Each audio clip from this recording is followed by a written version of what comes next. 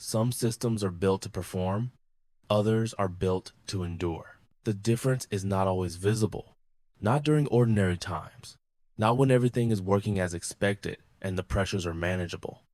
It is only when difficulty arrives that the distinction becomes clear, when the weight increases, when the unexpected happens, when the structures are tested by forces they were not designed to anticipate.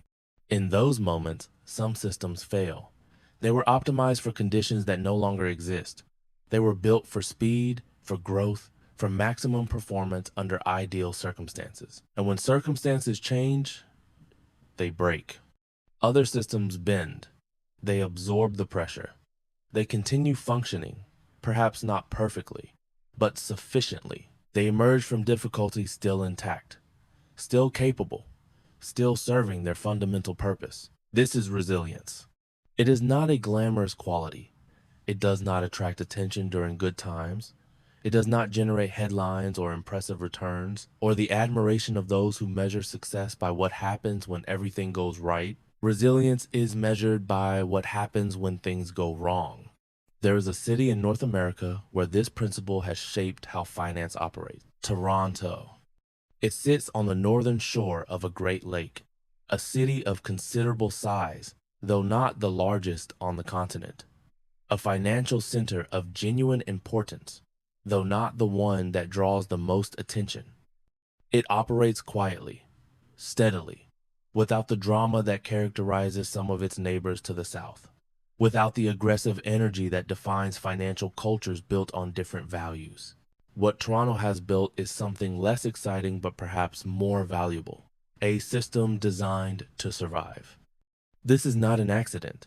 It reflects choices made over generations, decisions about how much risk to tolerate, about how to balance growth against stability, about what matters most when pressure appears. The institutions here are conservative, not in a political sense, but in the original meaning of the word. They conserve, they preserve, they prioritize continuity over expansion. This approach has costs. There are opportunities not taken, returns not achieved, growth that happens elsewhere because the appetite for risk here is lower than it might be. But there are also benefits, benefits that become visible only when difficulty arrives. When financial pressure has swept across the world, Toronto has tended to remain standing. The institutions have continued functioning. The failures have been fewer. The damage has been contained. This pattern has repeated enough times that it can no longer be attributed to luck. There is something in how the system is designed, something in the culture, something in the accumulated decisions of generations that has made this place more resistant to shock than many others. Understanding this requires looking beneath the surface, past the buildings and the institutions and the daily activity, to the assumptions that guide how decisions are made. The first assumption is that difficulty will come. This sounds obvious. Of course, difficulty comes. Every system eventually faces pressure. This is not a revelation, but there is a difference between knowing this abstractly and building it into every decision. A difference between acknowledging that problems are possible and actually preparing for them. Many financial systems operate as if good times will continue indefinitely.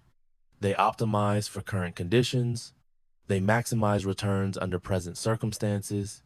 They become very good at performing when everything is working. Toronto's system assumes that everything will not always be working, that conditions will change, that pressure will appear, often without warning. This assumption changes how decisions are made. It introduces caution where others might see only opportunity. It builds buffers that seem unnecessary until suddenly they are essential. The institutions here hold more in reserve than strictly required.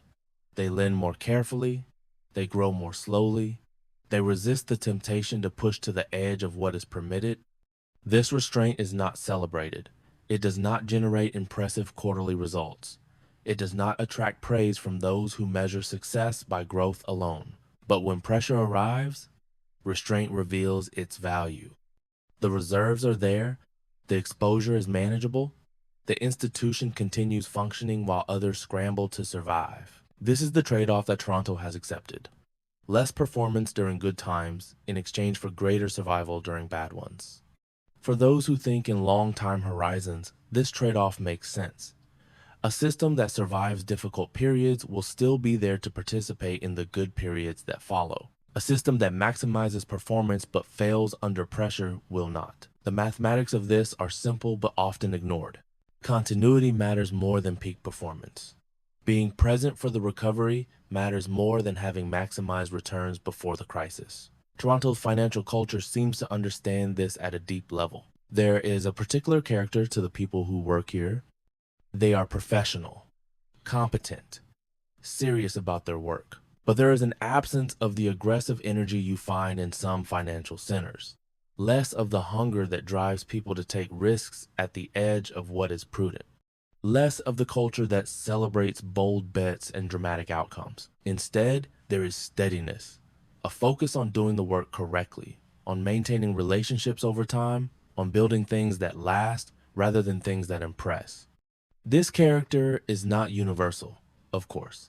There are aggressive operators here, as everywhere. There are those who push against the prevailing culture and sometimes succeed. But the center of gravity is different. The default mode is caution rather than aggression. The burden of proof falls on those who want to take more risk, not on those who want to take less. This cultural orientation shapes everything: how deals are structured, how lending decisions are made, how institutions relate to each other and to the regulatory environment. The regulations here are often described as conservative, stricter than in some other places, more demanding in terms of reserves and capital and the limitations on what is permitted. But the relationship between the institutions and the regulators is not adversarial. There is a shared understanding of what the system is trying to achieve, a common recognition that stability serves everyone's long-term interests. This alignment is valuable. It reduces the energy spent on conflict. It allows both sides to focus on the actual work of maintaining a functional system rather than fighting over the boundaries of what is allowed. The result is a financial environment that foreigners sometimes find boring. Nothing dramatic happens here. The innovations are incremental. The growth is steady but not spectacular. The stories are not exciting enough to attract attention from those who cover financial news. But boring has its virtues. Boring means predictable. Boring means stable. Boring means that tomorrow will probably look much like today, which allows for planning and continuity and the long-term thinking that patient capital requires. For those who have lived through financial disruptions, boring is not an insult. It is a compliment. It means the system is doing what it should be doing, functioning without drama, serving its purpose without demanding attention. Toronto has earned this boring reputation, and it has benefited from it. The capital that comes here often comes precisely because of the stability, because of the regulatory environment, because of the track record of surviving when others have not. This is not capital seeking spectacular returns. This is capital seeking preservation, seeking a system that will protect what has been accumulated, seeking the assurance that the institutions will still be standing when the next difficulty passes. For this capital, Toronto makes sense. It offers what is needed. Not excitement, but reliability. Not growth at any cost, but growth within limits that prioritize survival. The geography matters in subtle ways. Toronto is part of a larger country, a country with its own character, its own relationship to risk and reward, its own cultural orientation toward caution and stability. The city exists within this context. It absorbs these values. It operates according to assumptions that are broadly shared across the society. This creates a kind of alignment that is difficult to manufacture. The financial culture and the broader culture reinforce each other. The expectations of stability extend beyond the financial institutions to the society that surrounds them. When difficulty comes, this alignment helps. There is social support for the kind of responses that preserve stability. There is understanding that short-term pain may be necessary to prevent greater damage. There is patience with institutions that are doing what they can under difficult circumstances. This social foundation cannot be created quickly. It develops over generations. through shared experiences, through the accumulated evidence of what works and what does not. Toronto benefits from this foundation. The stability of the financial system rests on the stability of the society, and the society values stability because it has learned through experience that the alternatives are worse. The seasons here are extreme. The winters are long and cold. The summers are brief. The climate demands preparation, demands that people plan ahead, demands that they build structures capable of withstanding harsh conditions. Perhaps this has shaped the character in some way, the understanding that difficulty is inevitable and must be prepared for, the habit of building reserves for the hard times that will certainly come. This is speculation. The connection between climate and financial culture cannot be proven, but there is something in the parallel, something in the way that a place accustomed to harsh winters builds systems designed to survive them. The physical city reflects this in its own way. The buildings are solid, functional, not particularly elegant, perhaps, but built to last, built to withstand the conditions they will face. There is money here, considerable wealth, but it is not displayed ostentatiously. The culture does not reward visible excess. Discretion is valued over display. This restraint extends to the financial institutions. They do not advertise their size or success aggressively. They do not seek attention. They simply operate year after year, doing the work that needs to be done. The work itself is not glamorous. Mortgages are processed, accounts are maintained, loans are made and collected, insurance is written, and claims are paid. Investments are managed for pensions and endowments and the accumulated savings of ordinary people. This is the substance of finance, not the dramatic deals or the spectacular trades, but the ongoing, steady, unremarkable work of managing money over time. Toronto does this work well, reliably, without interruption. The people who depend on this work, and there are millions of them, mostly do not think about it. They assume that the bank will be there when they need it, that their savings are safe, that the institutions they rely upon will continue functioning. This assumption is a luxury. It is available only in places where the system has proven itself reliable, where the track record has earned the right to be taken for granted. Toronto has earned this through decades of functioning, through crises survived, through the accumulated evidence that when difficulty comes, the system holds.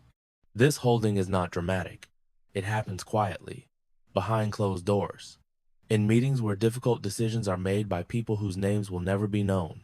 The reserves are drawn upon, the exposures are managed, the problems are contained before they spread. The system continues functioning, perhaps under strain, but functioning nonetheless. And then the difficulty passes, and things return to normal. And the system that held continues to hold, ready for the next pressure, prepared for the next test. The evening comes. The office buildings empty slowly. The streets fill with people heading home after a day of work. Most of them are not thinking about the stability of the financial system. They are thinking about dinner, about their families, about the ordinary concerns of ordinary life. They have the luxury of not thinking about it because the system works, because it is there, functioning, without requiring their attention or concern. Somewhere, in offices that are still lit, the work continues. The monitoring, the preparation, the quiet maintenance of systems designed to endure. Tomorrow will bring new challenges, new pressures, new tests of the structures that have been built. And the system will respond, as it has before, as it will again. Not perfectly. Nothing is perfect, but sufficiently, adequately, enough to continue. This is what resilience looks like. Not the absence of difficulty, but the ability to absorb it, to continue functioning, to emerge still capable of serving the purpose for which the system was built. The lights remain on, the work continues. The city rests, knowing that tomorrow the institutions will open again, that the system will function, that it will hold, as it has, as it does,